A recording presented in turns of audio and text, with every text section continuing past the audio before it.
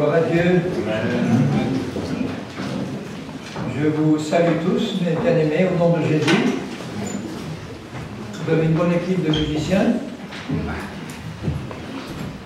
Et je vous admire de braver les éléments pour venir comme ça tous les soirs, pendant une semaine. Merci Seigneur pour la grâce que tu me fais. Merci Seigneur pour la grâce que tu me fais d'être présent avec ta parole. Alors nous continuons à voir ensemble ce que Paul en particulier nous apprend sur la marche par l'Esprit. C'est ça le but de Dieu pour chacun des membres de son épouse. Parce que nous avons dans le cœur le désir de plaire à notre Dieu. Amen. Nous avons compris à quel point il nous a aimés, il nous aime, et nous répondons à cet amour en lui adressant à notre tour l'amour qu'il a lui-même déversé dans nos cœurs. Dieu est amour. Et c'est pour ça qu'il ne pouvait pas rester seul. C'est pour ça qu'il est trois en un. Avant la création du monde et des hommes, on ne peut pas imaginer Dieu tout seul. Il lui fallait le Père, le Fils et l'Esprit pour que l'un et l'autre déversent l'un sur l'autre l'amour dont ils étaient remplis, tout en ne formant qu'un seul Dieu. Et non seulement ça, mais il a eu besoin de créer des anges, de créer des êtres humains pour pouvoir déverser sur eux l'immensité de son amour. Et maintenant que nous sommes nés de nouveau, nous avons accès direct à l'amour de Dieu. Marcher par l'Esprit, c'est marcher dans l'amour en fait.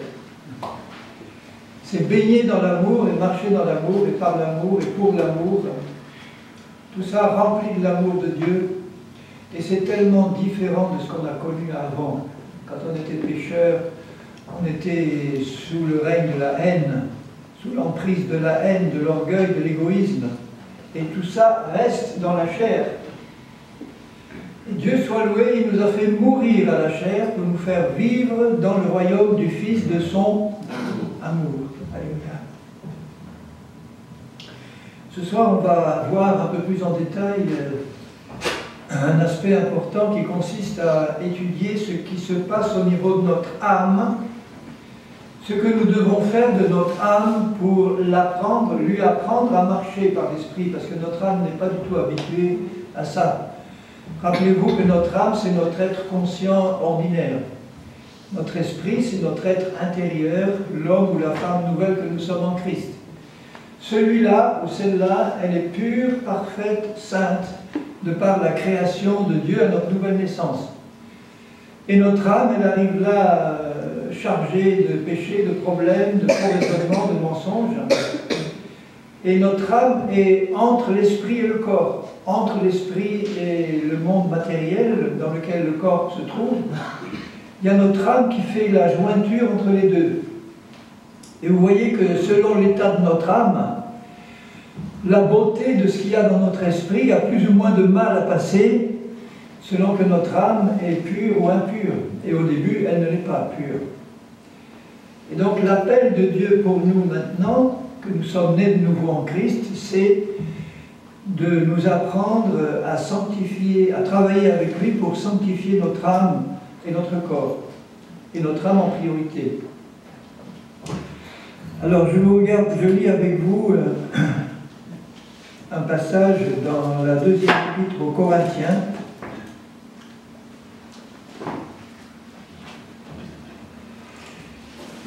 où l'apôtre Paul fait une comparaison entre l'ancienne alliance et la nouvelle. Et l'ancienne alliance était contrôlée, dirigée par la loi que Dieu avait donnée à Moïse. L'Épître aux Hébreux nous montre que la loi et le système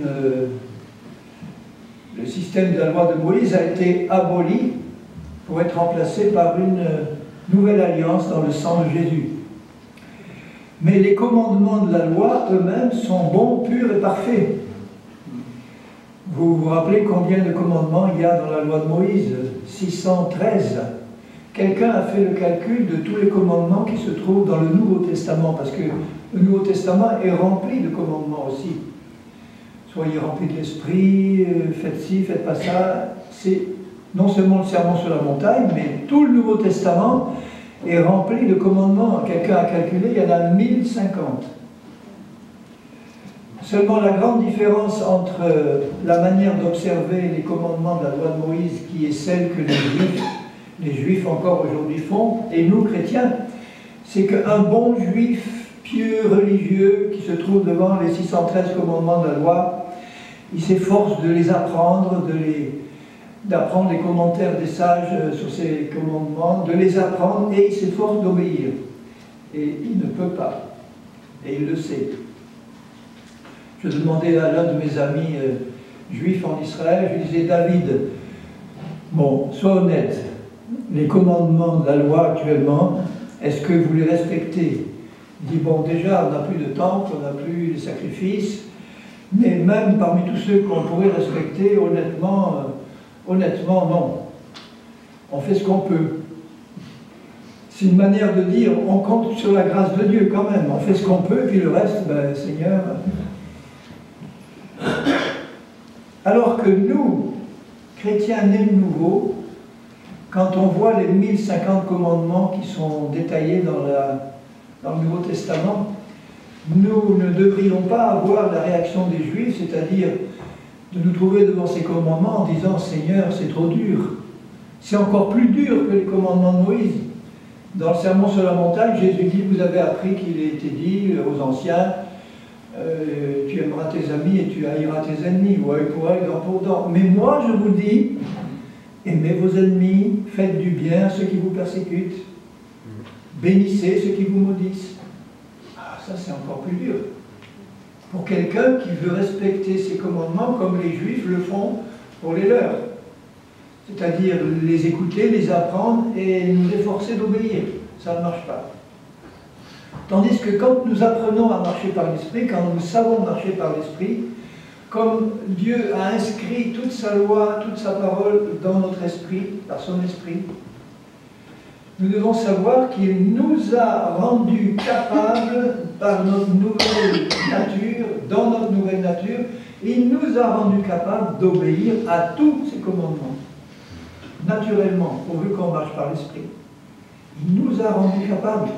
Donc dès que vous voyez un commandement qui vous semble difficile, un nouveau commandement que vous découvrez dans le Nouveau Testament, au lieu de vous dire « Oh là, dites Alléluia, je découvre que celui-là aussi tu m'as rendu capable d'obéir à celui-là. » Aucun commandement de la loi de Christ n'est en dehors de notre portée maintenant qu'il nous a rendu capables d'obéir. Regardez ce qu'il dit dans la deuxième aux Corinthiens, au chapitre 3, 2 Corinthiens 3, et au verset 2, « C'est vous qui êtes notre lettre, écrite dans nos cœurs, connue et lue de tous les hommes. Vous êtes manifestement une lettre de Christ, écrite par notre ministère, non avec de l'encre, mais avec l'Esprit du Dieu vivant, non sur des tables de pierre, mais sur des tables de chair sur les cœurs. » Là, il ne parle pas de la chair de péché, mais il parle d'un cœur tendre. Cette assurance-là, nous l'avons par Christ auprès de Dieu. Ce n'est pas à dire que nous soyons par nous-mêmes capables de concevoir quelque chose comme venant de nous-mêmes. Notre capacité, au contraire, vient de Dieu. Il nous a rendus capables. Il nous a aussi rendus capables d'être ministres, s'il vous plaît. Il nous a tous rendus capables d'être ministres ou serviteurs d'une nouvelle alliance, non de la lettre, comme font les Juifs, ils suivent la lettre, mais de l'esprit, car la lettre tue et l'esprit vivifie. Il y a une manière légaliste, donc charnelle, d'obéir à la loi de Christ, et celle-là, cette manière-là, elle tue, elle transmet la mort. Alors que par l'esprit et dans l'esprit, on est dans la vie et on transmet la vie. Alors il appelle le ministère de la loi de Moïse, il appelle au verset 7 le ministère de la mort. Mais si nous sommes légalistes par rapport à la loi de Christ dans le Nouveau Testament, c'est aussi un ministère de mort que nous transmettons. Si le ministère de la mort gravé avec des lettres sur des pierres a été glorieux, au point que les fils d'Israël ne pouvaient fixer les regards sur le visage de Moïse à cause de la gloire de son visage, bien que cette gloire fût passagère, combien le ministère de l'Esprit ne sera-t-il pas plus glorieux?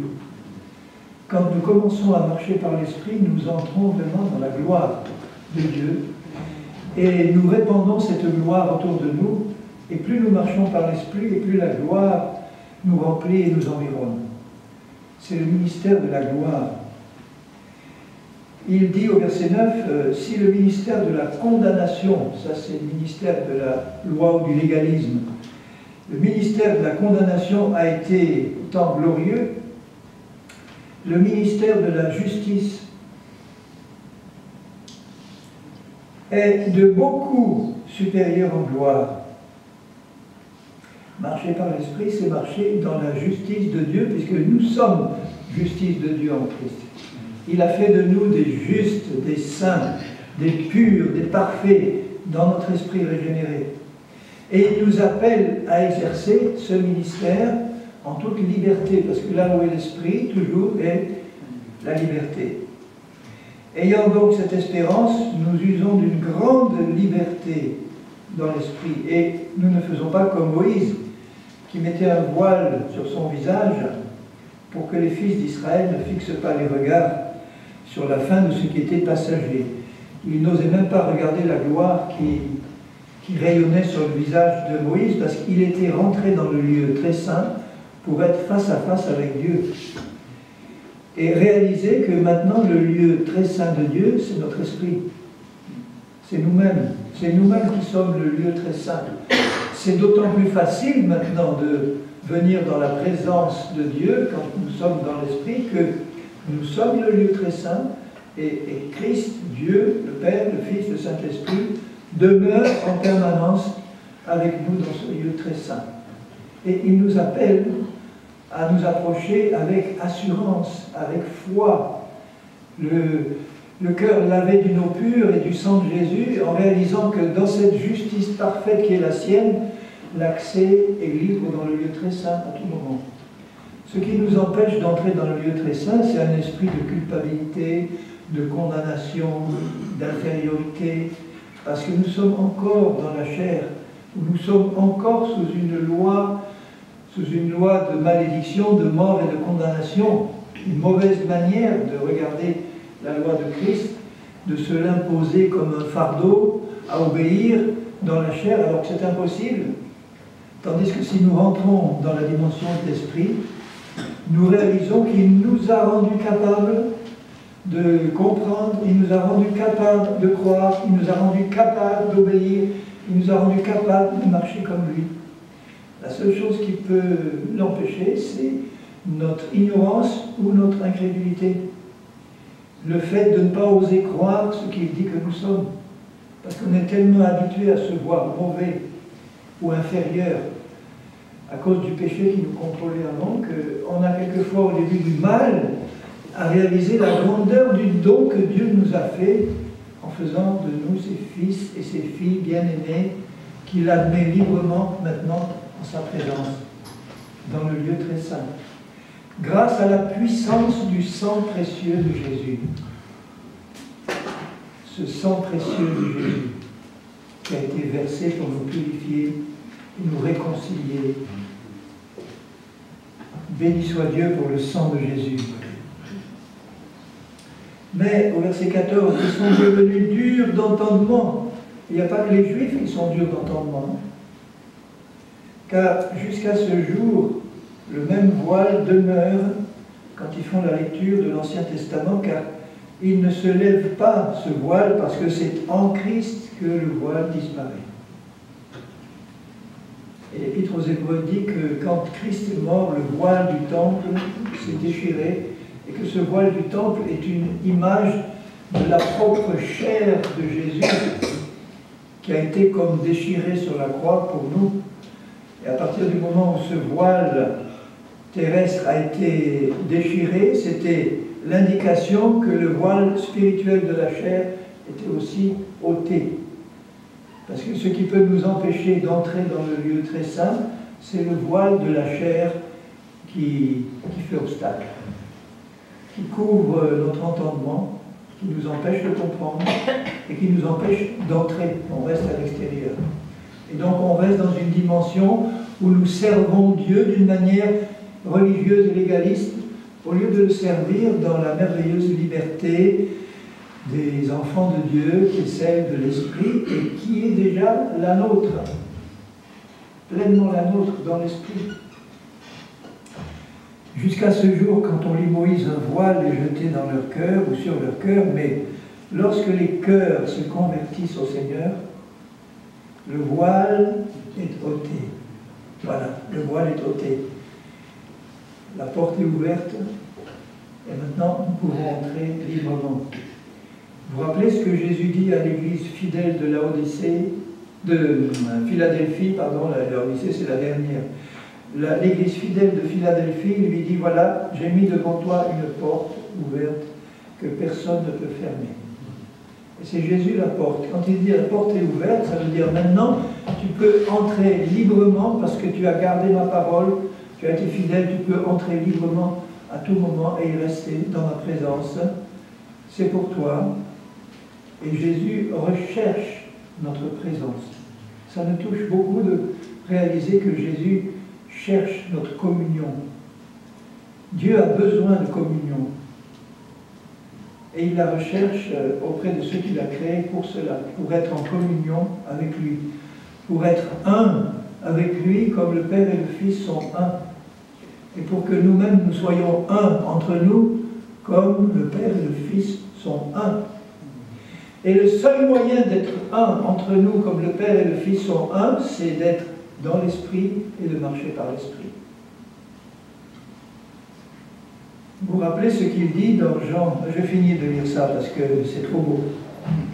Au verset 17, « Or le Seigneur c'est l'Esprit, et là où est l'Esprit du Seigneur, là est la liberté. » Alors, liberté complète par rapport à tout ce qui nous tenait captifs avant.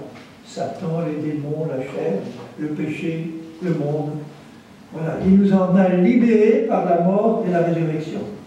Et maintenant, nous sommes dans la liberté de l'Esprit, qui n'est pas la liberté de laisser la chair faire ce qu'elle veut, mais qui est une pleine liberté pour laisser Dieu maintenant faire ce qu'il veut dans nos vies. Et maintenant, il le peut, et nous devons être certains qu'il le peut dans notre vie à nous, et dans son Église, son épouse.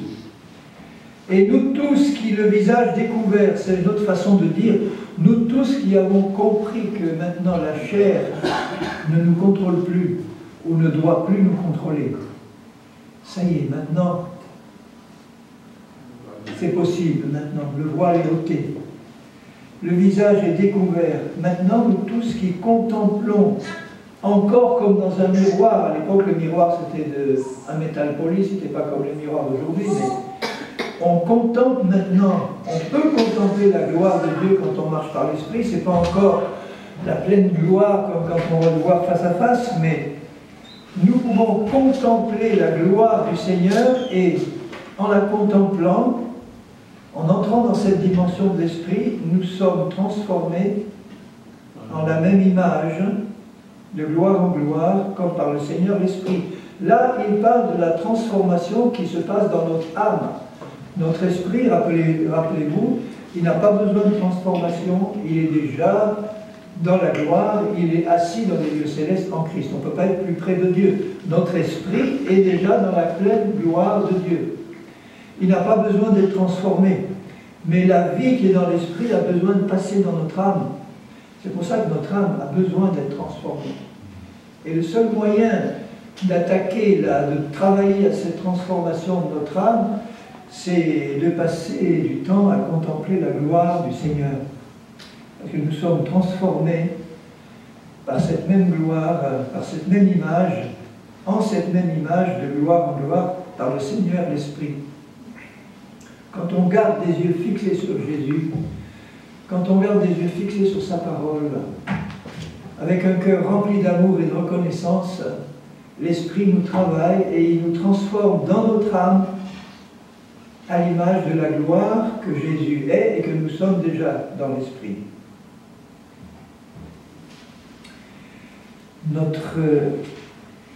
Regardez dans Romains 12 ce que Paul dit à propos de notre âme et de la partie principale de notre âme qui doit être transformée. Dans Romains 12, il dit au verset 1er, « Je vous exhorte donc, frères, par les compassions de Dieu, à offrir vos corps. » On verra, quand on s'occupera du corps, ce que ça veut dire exactement. « Offrir vos corps comme un sacrifice vivant, saint, agréable à Dieu, ce qui sera de votre part un culte raisonnable. » Ne vous conformez pas au siècle présent. Quand on arrive au Seigneur, notre âme, elle est complètement conforme au siècle présent. Elle a été éduquée dans le siècle présent, elle a reçu l'héritage du siècle présent, elle est formatée par le monde. Le monde qui nous entoure,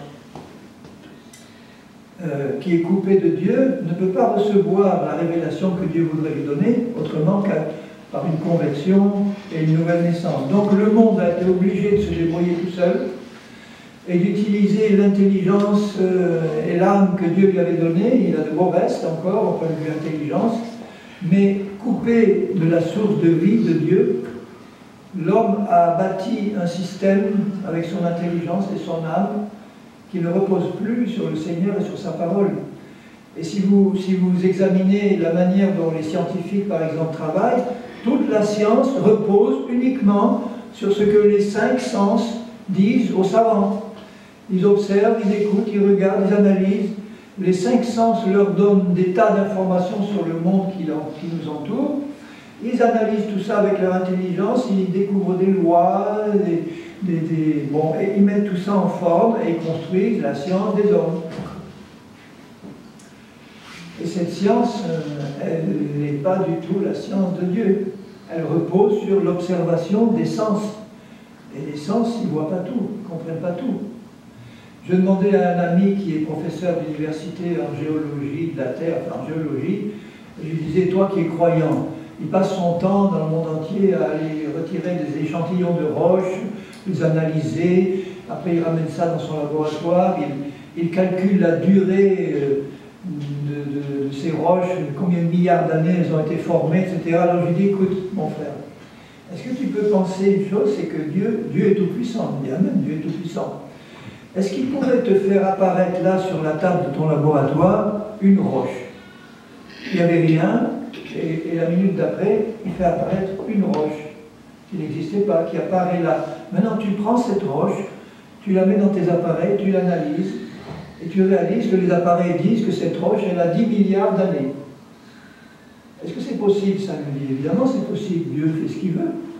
Il peut créer une roche qui a l'aspect d'avoir 10 milliards d'années. Il sait faire ça, Dieu. Hein? Donc, il réfléchit un peu, il me dit, oui, dans le fond, le monde qui nous entoure, qui est évalué, l'univers à 15 milliards et quelques d'années, Dieu aurait pu le créer de manière telle qu'aux yeux des savants, il est 15 milliards d'années, alors qu'il a peut-être 6 millions d'existence. C'est une manière pour Dieu de se, je ne dirais pas de se moquer, mais oui, de se rire de la science des hommes, pour voir s'ils vont faire la différence entre ce que leurs sens leur disent et ce que la parole de Dieu dit. Parce que Dieu dit que l'univers a été créé en 6 jours. Comment il peut y avoir des jours de 24 heures alors qu'il n'y avait pas de soleil encore? Mais même les juifs pieux croient que le mot utilisé en hébreu, c'est yom, c'est un jour de 24 heures, que l'univers a été créé en 24 heures. Et pour ça, il faut vraiment beaucoup de foi. Parce que pour Dieu, c'est possible. Il n'y a rien d'impossible.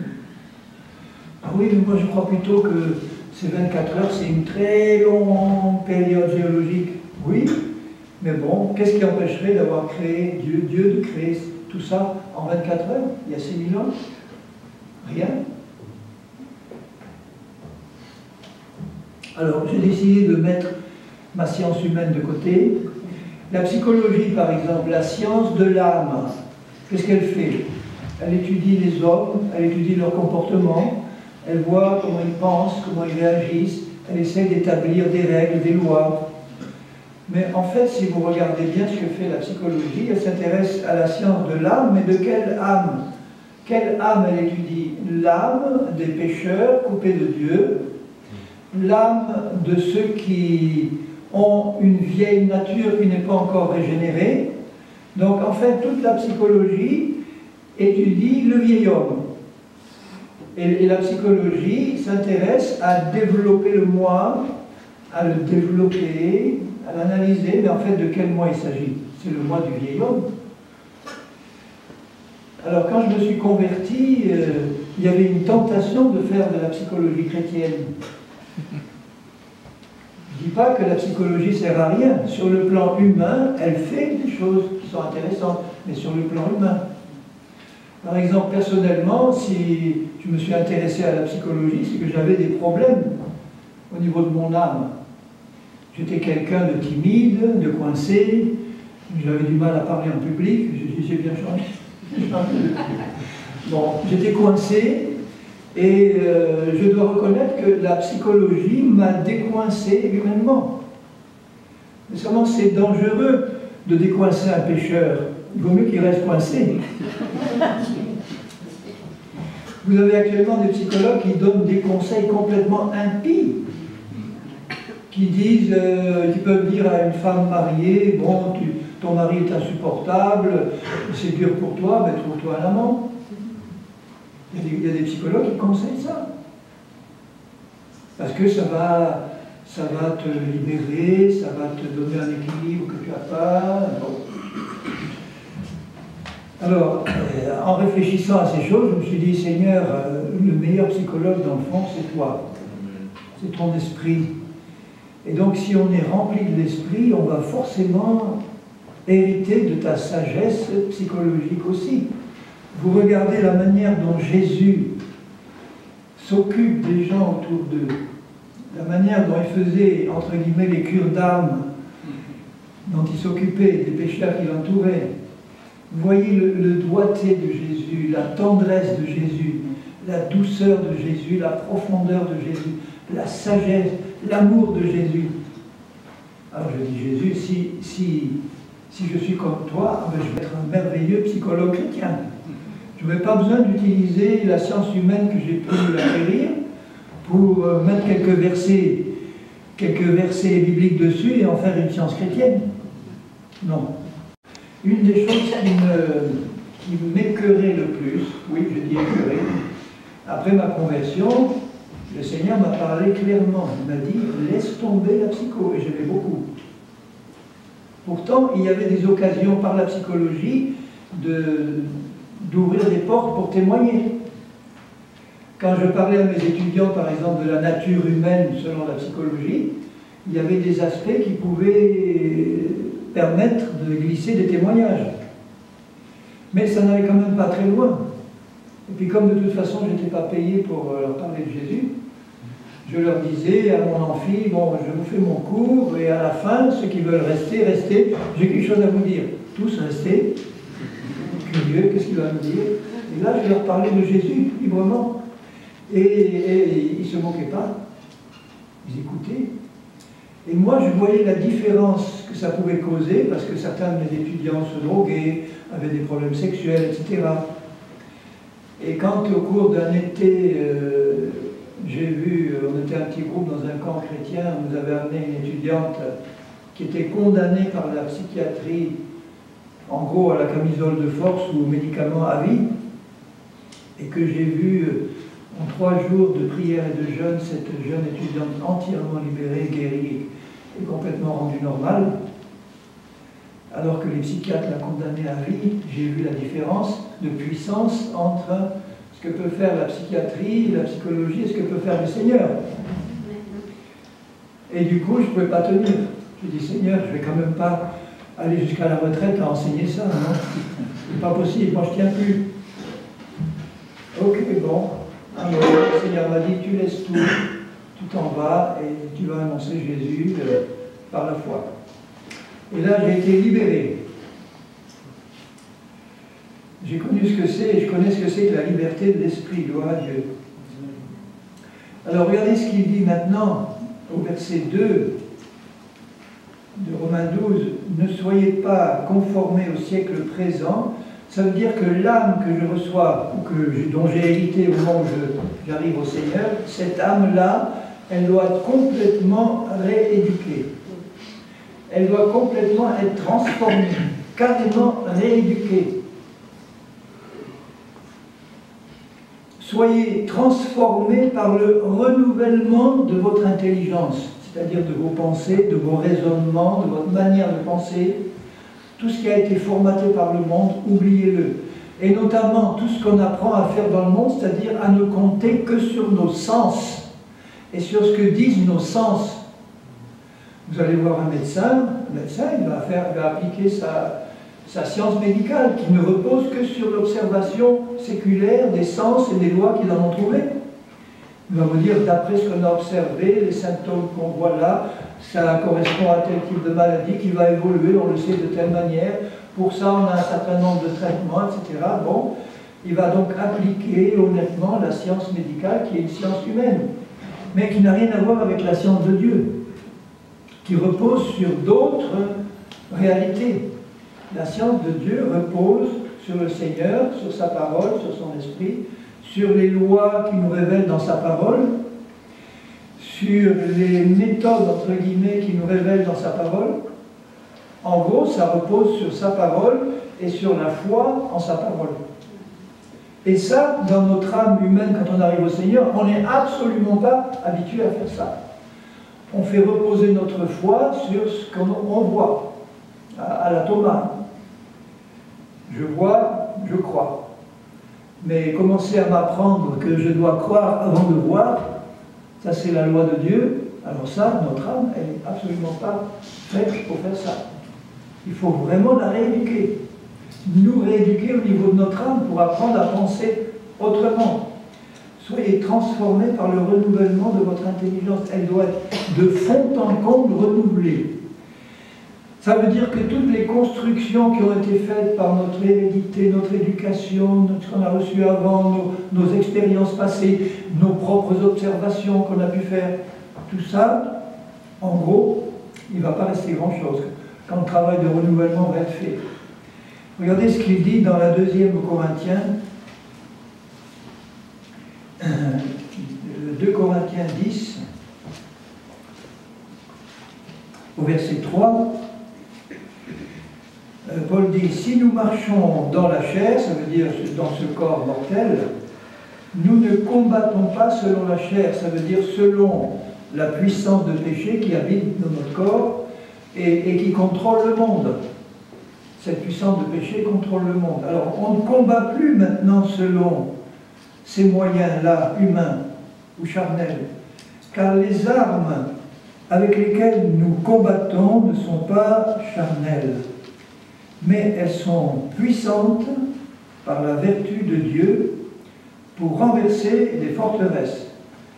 Voilà, il faut renverser toutes les forteresses que la chair, l'ennemi, le monde ont bâties au niveau de notre âme, de nos raisonnements et de nos pensées essentiellement. Aussi de nos sentiments, mais de nos pensées et de nos raisonnements.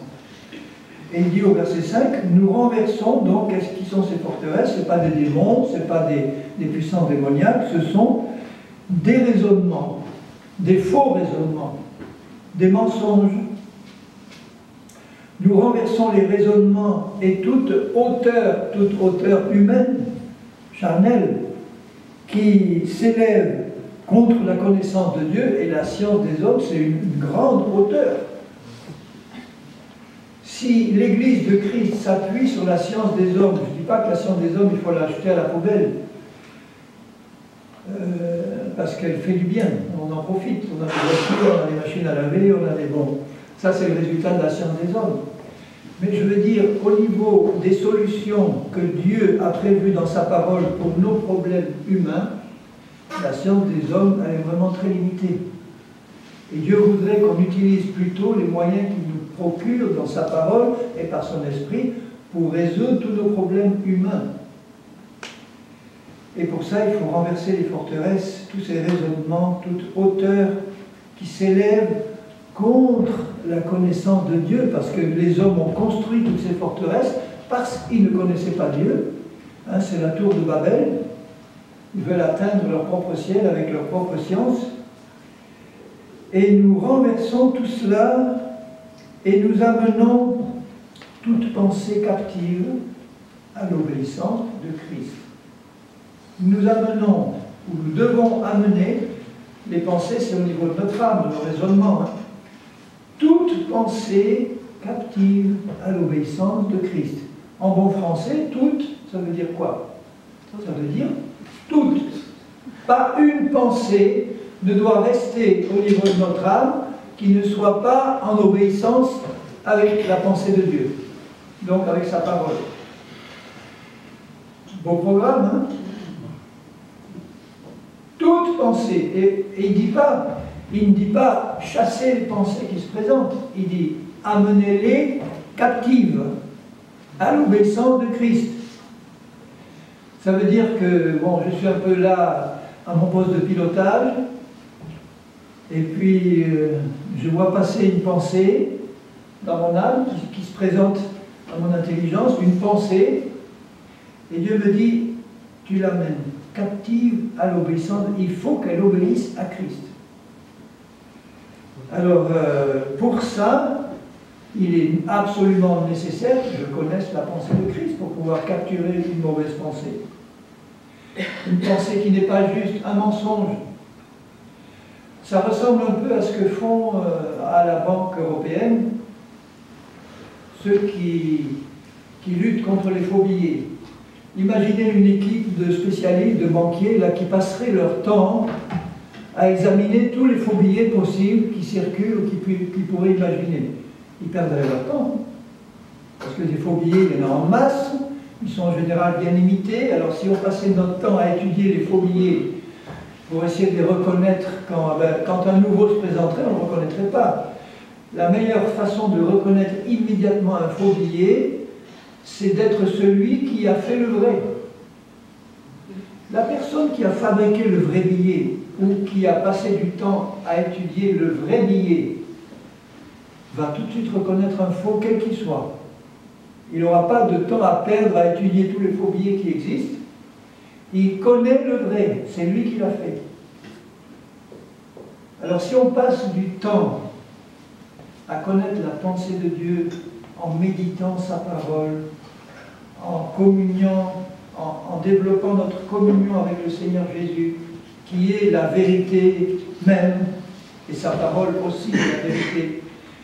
Plus nous passons du temps à méditer la vérité, plus quand une pensée contraire se présente, nous allons immédiatement discerner qu'elle est mauvaise, que c'est un mensonge, et à ce moment-là, on va la capturer et on va la dissoudre dans la vérité. On la fait disparaître par la vérité qu'on connaît. On la tue. On ne la chasse pas, on la tue. Un peu comme le globule blanc qui est là dans notre sang, qui surveille tout ce qui passe, et il y a quelque chose d'étranger qui est là, il le prend et il le dissout, il le fait disparaître. C'est une image qui peut nous parler. Voilà ce que c'est qu'amener toute pensée captive. Déjà, toutes les pensées qui existent, tous les raisonnements qui existent au moment où on arrive à Jésus en nous, eh bien, pour raser ces forteresses, nous devons étudier, méditer la parole de Dieu. Et nous devons aussi soigneusement contrôler tous les messages que nous entendons à la manière des Béréens.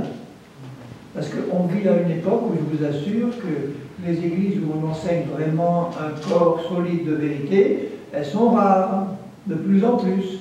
Il y a de plus en plus de fausses doctrines qui arrivent sous des aspects plus ou moins évangéliques. En général, c'est bien déguisé. Il y a des doctrines qui touchent à la personne et à l'œuvre de Christ qui sont fausses. Alors, tout ce qui touche à la personne et à l'œuvre de Christ, c'est central. En ce moment, on tape beaucoup contre la Trinité. Il y a des ministères qui se lèvent et qui dénoncent violemment la Trinité comme étant une doctrine diabolique, doctrine catholique, qu'il y a une seule personne en Dieu et que Jésus est à la fois le Père, le Fils et le Saint-Esprit. C'est une fausse doctrine. Dieu est un et il est éternellement et simultanément manifesté en trois personnes distinctes. Parce que quand Jésus prie son Père, là, qu'il est sur la terre, parfaitement Dieu, parfaitement homme, il ne fait pas semblant de se prier à lui-même. Quand il dit « je vous enverrai l'Esprit », il ne dit pas « je reviendrai à vous sous la forme du Saint-Esprit », il dit « je vous enverrai l'Esprit et il vous enseignera, il vous rappellera tout ce qui me concerne ». Et quand il dit « celui qui garde ma parole, mon Père et moi, nous viendrons à vous et nous viendrons faire notre demeure chez vous ». Et quand il dit « Père, qu'il soit un comme nous sommes un », et nous tous, là, nous sommes combien? Bon, on est quelques-uns, mais quand il nous dit « soyez un comme le Père et le Fils », ça ne veut pas dire qu'on va devenir une seule personne, là, nous tous. On va rester des personnes distinctes, mais on va être un comme le Père et le Fils sont un. Et il ajoute « toi en moi et moi en toi ».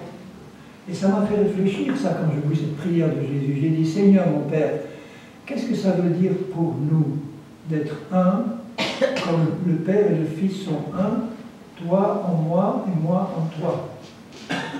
Et la réponse, elle est venue immédiatement, lumineuse, comme toujours. Les révélations de Dieu, de sa parole, sont lumineuses. Le Seigneur, il me dit « mais regarde, n'importe quel de tes frères ou sœurs qui sont nés de nouveau, ils ont à l'intérieur un esprit nouveau que moi-même j'ai créé, pur et parfait, qui est exactement le même que le tien, qui est pur et parfait, le même au sens, c'est pas un seul, on n'est pas une seule personne, mais il y a à l'intérieur de toi un esprit pur, saint, parfait, qui est à l'image de Christ, qui est le même que le mien, qui est pur, saint, parfait, à l'image de Christ. Et pourtant on est deux, mais on est exactement fait de la même substance, de la même pureté, de la même perfection. Ce qui fait que quand je te regarde, mon frère ou ma sœur, par la foi, c'est-à-dire que je traverse la barrière de la chair, là, du corps, je vois en toi qui est né de nouveau, un esprit nouveau, magnifique, qui est exactement aussi magnifique que le mien, parce que c'est Dieu qui nous a créés de la même manière. Et je pourrais donc, de la même façon, dire, en quelque sorte, je te vois en moi, je me vois en toi, puisqu'on a le même esprit, de la même nature en nous. Vous voyez que ça soude tout de suite ça. Je regarde mon frère et je me dis, bon, tu as le même esprit que moi à l'intérieur. Je ne parle pas du Saint-Esprit, je parle de ton être intérieur nouveau.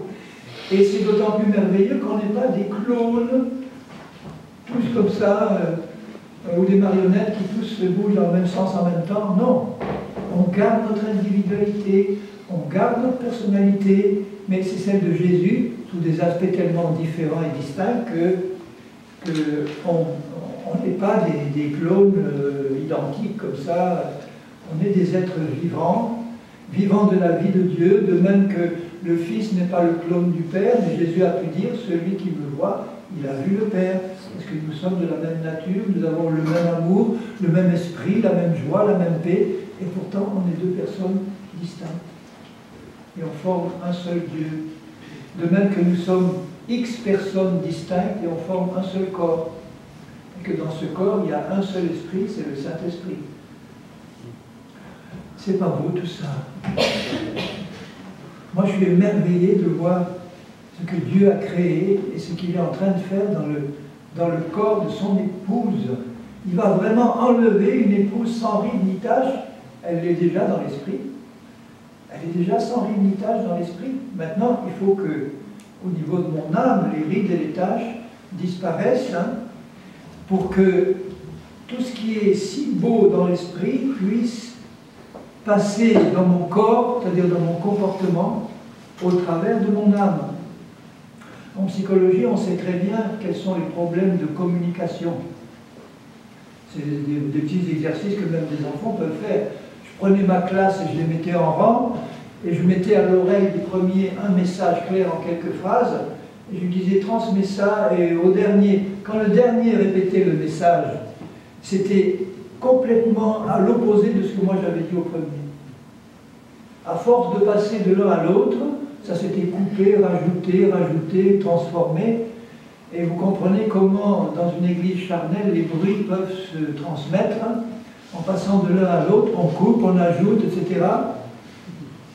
Un jour, ma fille était dans une église en Bretagne, il ne savait pas que c'était ma fille, et elle entend le pasteur dire du haut de l'estrade, méfiez-vous d'un certain vieux Murat, par son ministère, il a amené plus de 90 personnes à la mort.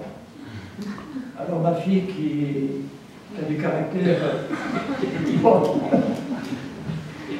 elle a repris en disant, mais de quoi tu parles là? Est-ce que tu as vérifié ce que tu es en train de dire là? Ça veut dire quoi ça?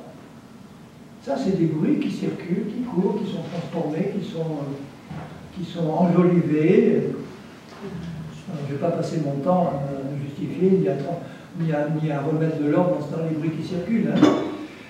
Mon but, c'est de marcher fidèlement et de donner un témoignage à la gloire de Dieu et de laisser Dieu me défendre et me justifier. Mais pour vous montrer comment, quand la chair prend une information en main, comment elle peut travailler avec Satan derrière pour transformer, empirer et faire un travail de destruction et de mort. Donc ces raisonnements, ces hauteurs et ces forteresses doivent être rasées. Alors je dis bien étude et méditation de la parole. Ça veut dire quoi, méditer la parole? Ça veut dire passer du temps sur un passage ou un verset, à le lire doucement, pas à lire comme on lit un roman, à le lire doucement, en comprenant ce qu'il veut dire et en priant pour que le Saint-Esprit nous révèle le vrai sens de ce que je suis en train de lire là. Et on peut passer comme ça un quart d'heure sur 2 ou 3 versets, mais on est sûr que là, on a reçu, au moins au niveau où je me trouve, on a reçu une compréhension de la vérité. Et après, ce que le Seigneur me demande, c'est de croire ce que j'ai compris. De croire ce que j'ai compris. Le renouvellement de l'intelligence va se faire parce que ma foi va dépendre de ce que je vais comprendre. Et si je comprends des mensonges, ou si je reçois des mensonges et que j'attache la foi à des mensonges, qu'est-ce qui va se passer? C'est ce que je crois qui va se réaliser. Et même les athées ne se rendent pas compte de la foi qu'ils ont, parce qu'ils vous disent avec une pleine assurance, je suis absolument certain que Dieu n'existe pas. Qu'est-ce qu'il fait? Il met sa foi en action. La foi, c'est la ferme certitude. Des choses qu'on ne voit pas. Il vous dit, je suis absolument sûr qu'il n'y a pas de Dieu. Moi, je lui réponds, oui, mais tu vois, ta foi, tu l'as. Tu es absolument certain, donc tu as la foi, mais tu utilises ta foi de la mauvaise manière pour croire à un mensonge. Et pour toi, c'est ça qui va se passer. Donc, l'incrédulité. Alors, écoutez bien, ouvrez bien vos 4 oreilles, celle du cœur et celle de... l'incrédulité, ce n'est pas le manque de foi. L'incrédulité, c'est utiliser la foi que Dieu vous a donnée pour croire à des mensonges. C'est toujours une incrédulité par rapport à quelque chose. Si vous acceptez les mensonges de la chair ou de Satan, vous croyez les mensonges de Satan, ça veut dire que vous avez foi en Satan et que vous êtes donc incrédule par rapport à Dieu. Mais maintenant, si vous changez, vous habituez votre âme à changer son fusil d'épaule, vous lui dites maintenant, mon âme, tu vas maintenant croire, comme David parlait à son âme, mon âme bénit l'Éternel. Moi, je dis, mon âme maintenant, tu vas utiliser la foi que Dieu t'a donnée pour croire uniquement à la vérité de Dieu. Exactement comme Dieu fait. Dieu est un Dieu de foi, il est incapable de croire au moindre mensonge parce qu'il est la vérité. Et quand il dit une parole, que la lumière soit, c'est une parole de foi parce qu'il croit d'avance, et il le sait, il n'y a aucun doute en lui que ce qu'il va dire, ça va se réaliser au moment où il le dit. Que la lumière soit, lumière fut. C'est le texte hébreu qui dit ça. Lumière soit, une parole. Regardez le ministère de Jésus. Sa parole s'accomplissait. Et quand j'ai compris ça, comment Jésus fonctionnait par rapport aux malades, par exemple, mon taux, entre guillemets, de réussite a bondi d'un coup. Quand j'ai arrêté de prier pour les malades, j'ai obtenu beaucoup plus de guérison. Ça vous étonne? Oui, ça étonne quelques-uns. Alors je vais vous expliquer ce que ça veut dire. Quand vous regardez les évangiles, vous ne voyez jamais Jésus prier pour un malade, pas une seule fois. Vous ne voyez jamais Jésus dire « Seigneur mon Père, regarde ce pauvre malade comme il est sous, je te prie de le guérir. » Pas une fois. Vous voyez un malade devant, il connaissait la vérité, il connaissait le cœur de son Père, c'est le même que le sien, il savait que Dieu veut guérir les malades, et donc il ne priait pas Dieu de faire quelque chose qu'il savait qu'il voulait faire, il prononçait une parole, sois guéri, lève-toi, marche. Où il le touchait, où il... Bon. C'était une parole de foi qui provoquait immédiatement ce que cette parole devait provoquer parce qu'elle était accompagnée de foi. Alors, le renouvellement de mon âme consiste à rééduquer mon âme pour la détacher la foi qu'elle a reçue de tous les mensonges auxquels elle est encore attachée. Et chaque fois que Dieu me révèle cette vérité libératrice, je décide d'attacher ma foi à cette vérité pour qu'elle produise du fruit dans ma vie. Et au niveau de mon âme, ce travail se fait sur deux niveaux. Mon âme comprend, je vous le rappelle, une partie qui est l'intelligence, les pensées, la réflexion, une partie qui touche aux sentiments, aux émotions, au cœur au sens cœur d'amour, c'est au niveau du cœur qu'on aime, c'est au niveau du cœur qu'on croit aussi, parce que quelqu'un qu'on aime, on croit ce qu'il dit. Donc on comprend avec l'intelligence, on croit avec le cœur. Et dès qu'on a compris, Dieu nous demande de ne pas laisser ça dans une case intellectuelle pour que ce soit un simple accord intellectuel. Il y a beaucoup de chrétiens qui pensent que parce qu'ils ont compris intellectuellement une vérité, qu'ils sont d'accord intellectuellement, ils pensent que ça suffit pour croire. Non. Ils ont simplement compris. Après, Dieu nous demande de croire ce qu'on a compris. Et dès que tu as cru ce que tu as compris, ça descend dans le cœur. Et dans le trésor de notre cœur, il y a des bonnes et des mauvaises choses. Jésus dit bien que l'homme bon tire du bon trésor de son cœur des bonnes choses. Et puis, il y a aussi des mauvaises choses qu'on peut tirer de ce cœur. Dans tout ce que j'ai cru dans le passé, il y a des choses que Dieu me demande d'arrêter de croire, parce que ce sont des mensonges. Et toutes les vérités que maintenant je comprends par sa parole et par son esprit, il ne veut pas que ça reste dans une case intellectuelle, il veut que j'attache la foi à ce que j'ai compris, que la foi vient de ce qu'on entend, et ce qu'on entend vient de la parole de Christ. Et en grec, le verbe traduit par entend, c'est le même par comprend. C'est le même qui peut être traduit par comprend. On peut dire donc que la foi vient de ce qu'on a compris, et pas seulement ça, mais de ce qu'on a cru à ce qu'on a compris. Est-ce que je suis clair? Je souhaite être clair parce que plus c'est clair, plus c'est facile à comprendre et plus c'est facile à croire après. Tout ce qui se trouve dans notre cœur au point de vue choses qu'on a crues, ce sont d'abord des choses qui nous ont été révélées, qu'on a comprises et on les a crues. Et vous comprenez que si on a compris des mensonges ou des fausses doctrines, notre cœur est encombré de mensonges qu'il faut dégager. Et pour ça, il faut utiliser l'arme suprême de la parole de Dieu, qui elle seule est capable de me permettre de discerner si ce que je crois est un mensonge ou la vérité. Et le Saint-Esprit travaille avec la parole de Dieu. Il travaille pour m'aider à la comprendre, m'aider à m'en donner la révélation profonde. Et c'est pour ça que nous avons besoin d'être remplis de l'Esprit dès le départ. C'est la condition exigée par Dieu à ses disciples, par Jésus à ses disciples. Soyez remplis de l'Esprit, parce qu'il dit « Mon Esprit vous rappellera ce que je vous ai dit ». Vous vous rappelez que quand il dit à ses disciples « J'ai encore beaucoup de choses à vous dire, mais vous ne pouvez pas les porter maintenant. » Et mon Esprit que je vous enverrai, lui, il vous les rappellera et il vous les expliquera. Vous les comprendrez, parce que je veux que vous les compreniez pour que vous puissiez les croire.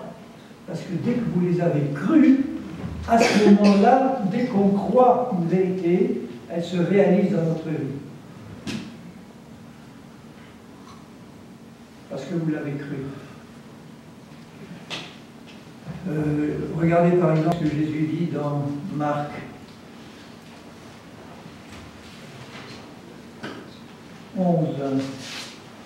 Marc, c'est un passage bien connu. Le figuier qui a été maudit par la parole de Jésus.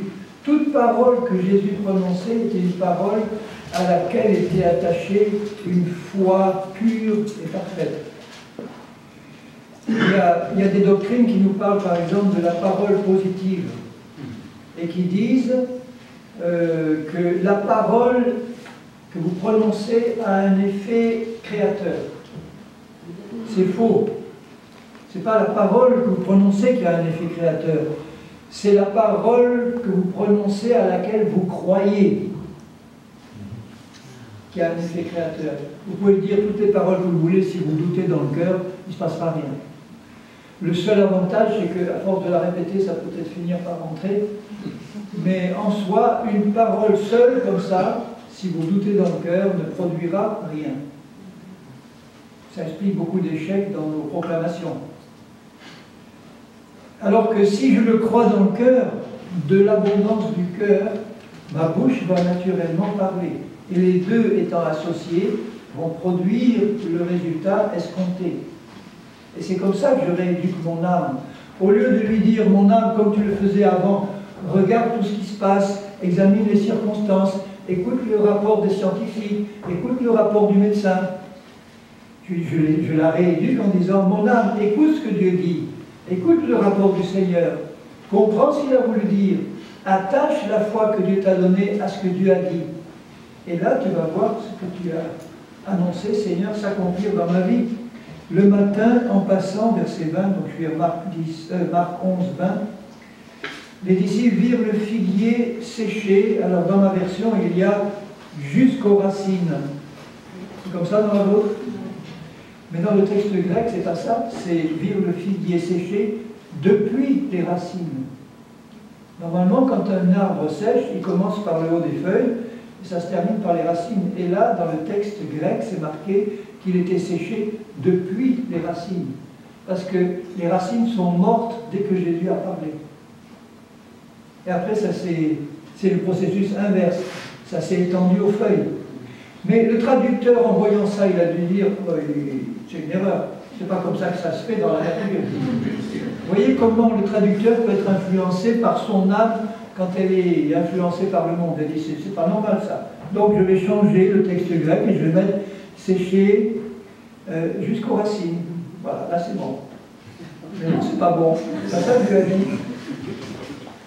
Pierre, se rappelant ce qui s'était passé, dit à Jésus, Rabbi, regarde, tout étonné, le figuier que tu as maudit a séché. Jésus prit la parole et leur dit, ayez foi en Dieu. C'est ça qui est écrit dans votre version. C'est pas ça que dit le texte grec. Le texte grec dit, ayez la foi de Dieu. C'est complètement différent. Mais là encore, le traducteur a dit, qu'est-ce que ça veut dire ça, ayez la foi de Dieu? Il y en a qui me disent, mais Dieu, il n'y a pas besoin d'avoir la foi. Si, on a un Dieu de foi. Parce qu'il considère les choses non visibles comme étant déjà existantes.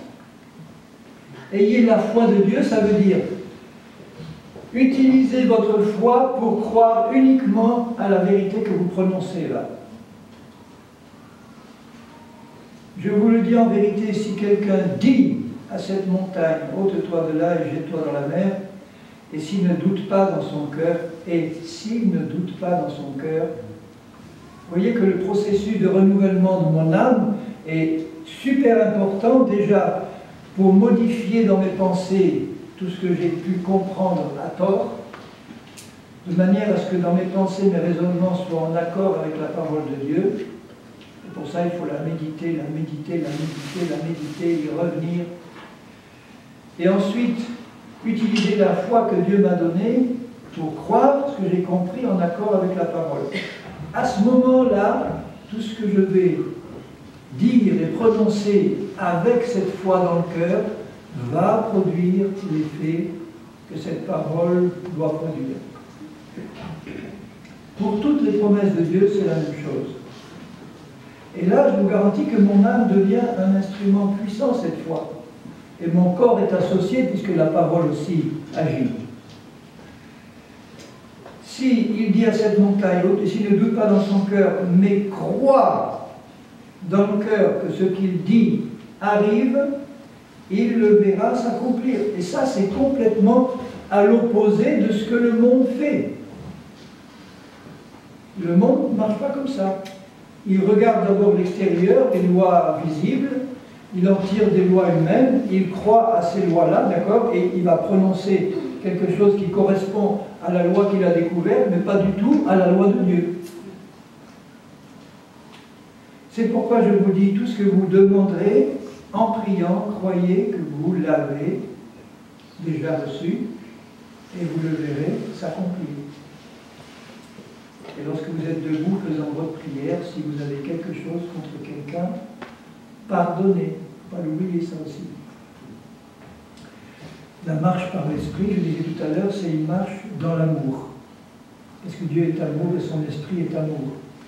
Et la marche par l'esprit, puisque Dieu est amour, c'est une marche dans le pardon. Et là, la rééducation de mon âme, cette fois, je descends à un autre niveau, c'est au niveau des sentiments, des émotions, des sentiments. On doit aussi la rééduquer pour que, de la même manière que j'ai appris à amener toute pensée captive à l'obéissance de Christ, l'enseignement que je peux tirer du Nouveau Testament m'amène à la même conclusion pour les pensées, pour les sentiments. C'est-à-dire que je dois apprendre à rééduquer mon âme pour ne laisser rentrer dans mon âme que les sentiments qui viennent de Christ et plus ceux qui viennent de la chair. Les sentiments de la chair, c'est l'animosité, l'amertume, la haine, l'orgueil, etc. On connaît bien tout ça. Les sentiments de Christ, c'est l'amour, c'est le pardon, c'est la paix, c'est la joie. Et dès que vous entrez dans la dimension de l'esprit, vous apprenez immédiatement à pardonner instantanément à tous ceux qui vous offensent de la pire manière. C'est instantané. Vous pardonnez parce que vous avez un cœur qui pardonne. Parce que vous avez compris quelle est la grandeur du pardon que vous avez vous-même reçu. Et vous savez que Dieu a déversé ce pardon dans votre esprit. Et si vous le croyez, il vous a rendu capable de pardonner.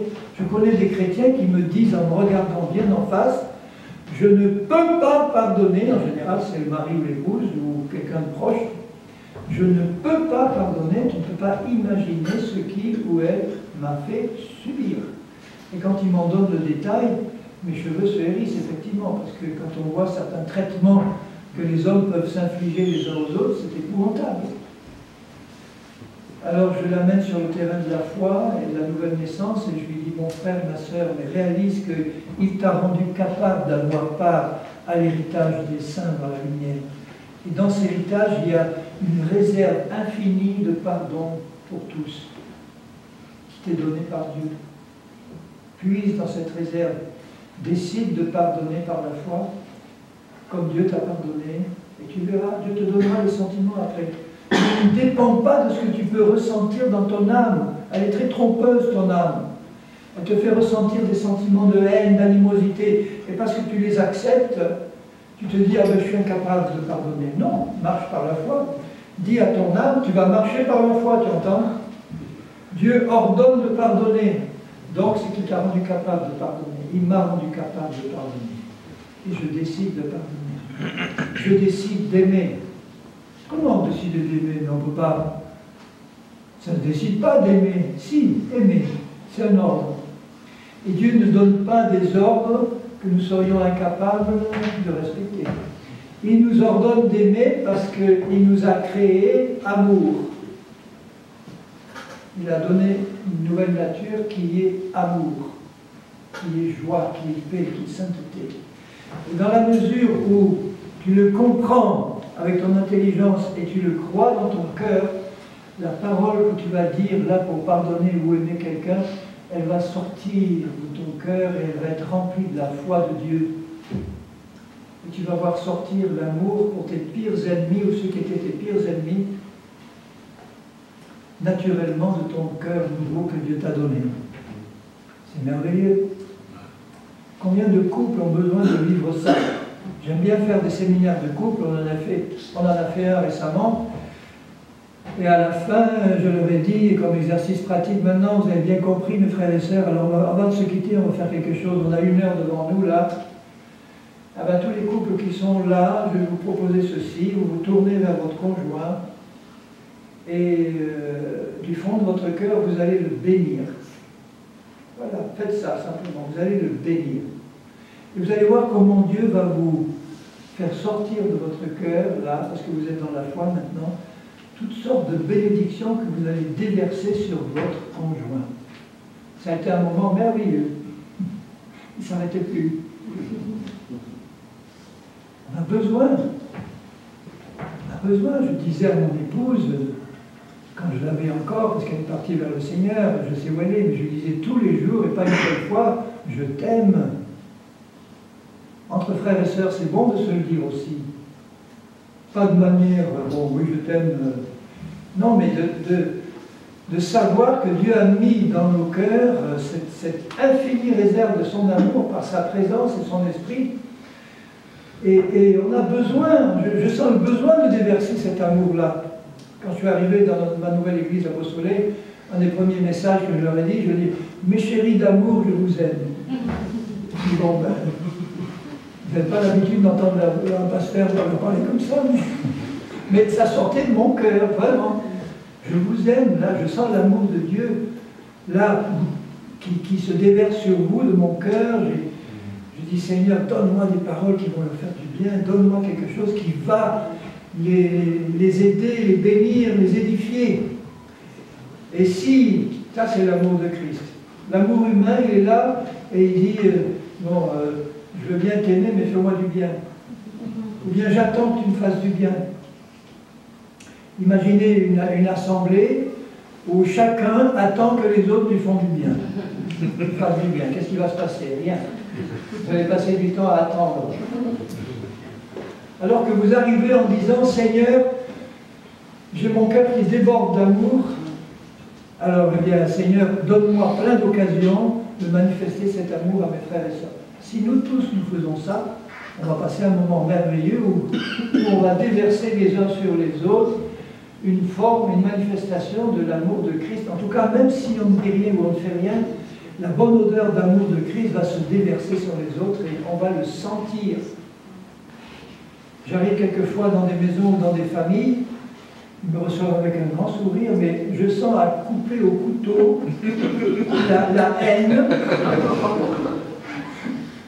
qui venait de se dégager au cours d'une bonne dispute. Là. Ça se sent. L'amour, c'est pareil, ça se sent. Donc mon âme, je la rééduque comme cela. D'abord, en m'installant par la foi dans la nouvelle personne que je suis. Ça, c'est le numéro 1, le capital, l'essentiel. Ça commence par là, la rééducation de mon âme, de l'intérieur vers l'extérieur. Donc je m'installe par la foi dans la position spirituelle qui est la mienne en Christ. Je sais, je ne le sais pas pleinement parce que je ne le vois pas encore face à face, mais je sais par la parole que Dieu a fait de moi une création nouvelle, semblable à Jésus. Semblable en amour, semblable en justice, semblable en paix, semblable en joie. Même si je ne le ressens pas au niveau de mon âme, parce que Dieu le dit, je le crois. Je le crois, je l'accepte. Seigneur, tu dis que je suis cette personne-là. Amen. C'est écrit, ça me suffit. Je le crois. Et à partir de là, avec toi, Seigneur, maintenant, on va travailler ensemble à rééduquer cette âme, à la renouveler parce qu'elle en a besoin. Et donc je vais passer du temps avec toi, je vais passer du temps à pratiquer ce que je rappelais hier, c'est-à-dire la méditation des enseignements des apôtres, la communion fraternelle, la vraie communion fraternelle dans l'esprit. C'est-à-dire passer du temps avec mes frères et sœurs pour chercher à leur faire du bien, d'une manière ou d'une autre. Je ne cherche pas à avoir des amis, je cherche à être un ami pour les autres. Parce que si vous attendez que les amis se présentent, vous risquez là aussi d'attendre longtemps. Je me rappelle une pastorale où il y avait 400 pasteurs là, et j'ai vu l'un des pasteurs monter sur l'estrade et pleurer. Pleurer, ça m'a touché, et dire j'ai beaucoup de frères, mais pas beaucoup d'amis. Il était en manque d'amitié. Et c'est vrai qu'au niveau de l'Église, c'est rare d'avoir des vrais amis à qui on peut tout dire sans crainte. J'ai essayé parfois, et quand j'ai su que ce que je leur disais, tout le monde le savait la semaine d'après. Une des qualités d'une vraie amitié, c'est de savoir tenir sa langue et les secrets qu'on vous confie. Alors j'ai dû apprendre auprès de Jésus, quand il dit à ses disciples, vous êtes mes amis, si vous faites ce que je vous commande. Quand on apprend à obéir au Seigneur en esprit, il nous forme pour être des amis véritables pour les autres. Et si tout le monde cherche à être un ami pour les autres, tout le monde va avoir des amis. Amen. Des vrais, qui aiment de l'amour de Christ. Votre meilleur ami devrait être votre femme ou votre mari. Votre meilleur ami, en tout premier, c'est votre épouse ou votre époux. Devrait. Et là, vous avez un programme magnifique devant vous, parce que vous savez que si vous commencez à marcher à deux en esprit, c'est tout l'amour de Christ qui se manifeste et qui se déverse l'un sur l'autre. Et là, c'est magnifique. Avec un plein pardon, une pleine joie, une pleine paix. J'espère que vous connaissez ça, mes bien-aimés. Ou en tout cas que vous avez envie de le connaître. Parce que c'est à notre portée. On est créé pour ça. On est créé pour aimer et connaître l'amour. D'abord notre Père, et ensuite les uns des autres. Et une assemblée, une église qui s'engage là-dedans, c'est une assemblée qui est vraiment un phare, parce que je vais... Oh, excusez-moi, j'ai passé de 5 minutes, mais je vais terminer par là. J'ai dépassé de 5 minutes l'horaire. Mais merci Seigneur, il fallait le faire. Regardez, en terminant, je retourne à Jean 17, cette magnifique prière de Jésus, où il dit, après avoir dit au verset 17, « Sanctifie-les par ta vérité ». Vous voyez, mon âme est sanctifiée par la vérité de Dieu. Ta parole est la vérité. Et je me sanctifie au verset 19 pour eux, afin qu'eux aussi soient sanctifiés par la vérité. Donc Jésus se met à part pour nous aider à nous sanctifier par la vérité qui est lui-même dans le fond et sa parole. Et après, il dit au verset 23, au verset 22, « Je leur ai donné la gloire que tu m'as donnée. » Et la gloire qu'il nous a donnée, c'est sa présence dans notre nouvelle nature.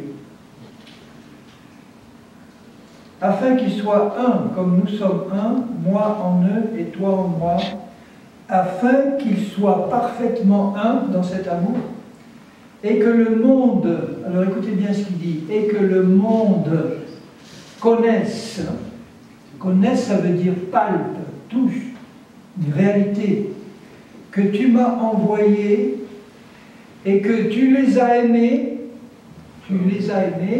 comme tu m'as aimé. Il ne dit pas que l'Église sache, que le monde sache que tu as aimé ces hommes-là comme toi-même, Père, tu as aimé Christ. Alors nous avons besoin, avant que le monde le réalise, que nous on le réalise, que Dieu nous aime, Dieu t'aime, toi. Il t'aime, toi, Dieu le Père, exactement comme lui aime Jésus. Moi, ça fait exploser mon cœur, ça. Ça me prouve que l'amour qu'il a pour moi ne dépend pas de mes performances. Simplement parce qu'il est amour. Il veut le déverser sur moi. Et après, il ajoute à la fin, au verset 26, « Je leur ai fait connaître ton nom. » Et le nom qu'il nous a fait connaître, c'est le nom de Abba, Papa, Père. Les Juifs n'avaient pas cette relation de père, par rapport, même s'ils pouvaient l'appeler père respectueusement, mais avoir un papa qui nous aime comme Dieu notre Père, et qu'il aime Jésus de la même manière, lui le premier-né, le premier d'entre les frères, de la même manière. Je leur ai fait connaître ton nom, donc ton nom est ta nature qui est associée à ton nom, et je le leur ferai connaître, sous-entendu encore plus, cette relation de père, afin que l'amour dont tu m'as aimé soit en eux et que je sois en eux. Et quand on connaît, vous savez, le verbe connaître utilisé dans la relation sexuelle au niveau du couple, ça veut dire qu'il y a une... C'est comme si Dieu pénètre en nous d'une manière tellement consciente et personnelle qu'on a une conscience de notre union avec Dieu qui nous... C'est comme si on pénètre dans l'océan de Dieu et que l'océan de Dieu pénètre en nous et c'est de l'amour pur qu'on ressent et qu'on vit là et qui nous remplit d'une joie parfaite. C'est merveilleux ça. Et c'est ce qu'il veut pour chacun de nous. C'est ce qu'il a fait pour chacun de nous déjà. Nous baignons déjà dans son amour, pourvu qu'on marche par l'esprit et pas par la chair. Tout ça va se manifester pleinement au milieu de nous d'abord. Et le monde verra ça, et c'est ça qui va attirer le monde vers Jésus. Quand ils verront l'amour qui nous anime les uns envers les autres, et quand ils verront que nous, on a compris que Dieu nous aime de cette manière-là, ceux qui ont besoin d'amour vont courir. Ce qui fait fuir les gens du monde de beaucoup d'églises, c'est le manque d'amour qu'ils peuvent y constater. Tandis que quand ils voient cet amour-là, ils sont attirés par la lumière. Et c'est tout le bien que je vous souhaite, mes bien-aimés. Alors Seigneur, merci parce que ton esprit nous conduit dans cette réalité-là. Elle existe déjà, tu l'as déjà acquise pour nous. Elle est déjà toute entière et pleinement contenue dans notre esprit, dans les lieux célestes où nous sommes déjà en esprit. Et tu veux maintenant que ces bénédictions dans les lieux célestes, c'est toutes sortes de bénédictions puissent passer, Seigneur, dans notre vie pratique.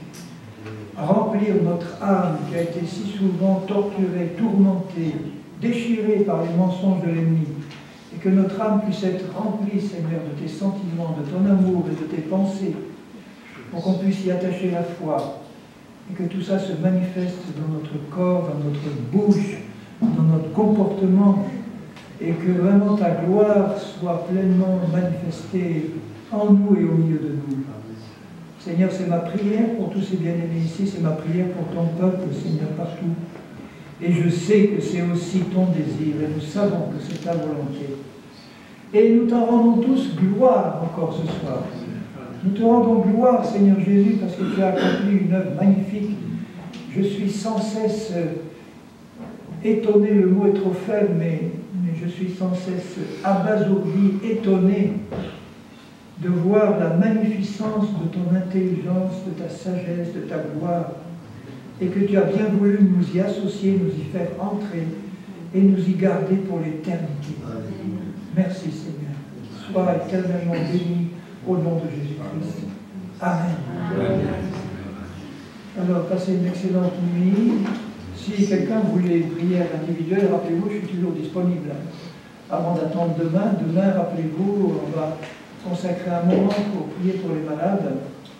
Demain, je vais parler du corps et de ce qui se passe au niveau de notre corps, parce que ça fait partie aussi de la marche par l'esprit, qu'il n'y ait rien au niveau de notre corps qui empêche l'esprit de se manifester. Et attendons-nous ensemble, unissons nos mesures de foi pour que demain, il se passe des grandes choses. Amen. Alléluia. Soyez bénis.